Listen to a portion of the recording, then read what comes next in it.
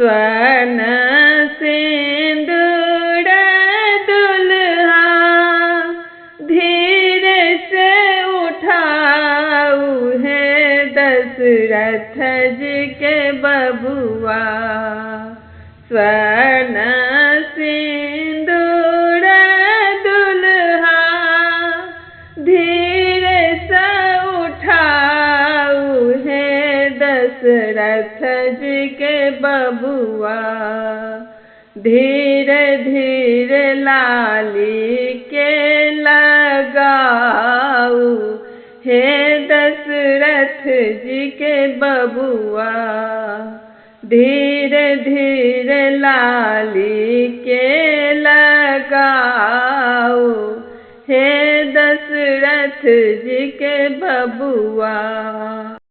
लाज न करू दुल्हा हृदय के संभारू है दशरथ जी के बबुआ।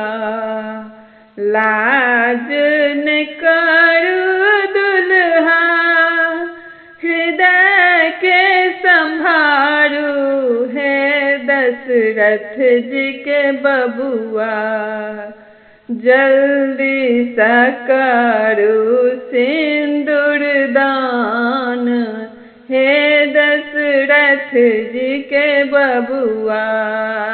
जल्दी सा करू सिंदूर दान हे दशरथ जी के बबुआ। कांपैत कर के करु अस्थिर है दशरथ जी के बबुआ। कांपैत कर के करु अस्थिर है दशरथ जी के बबुआ।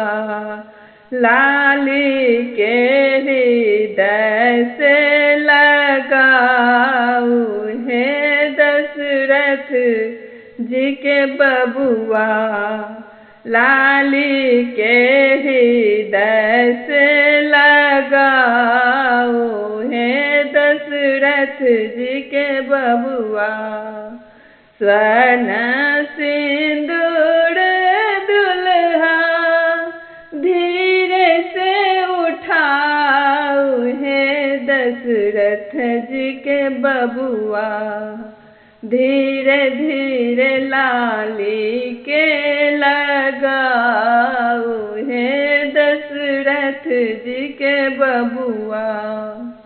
धीरे धीरे लाली के लगाऊ है दशरथ जी के बबुआ।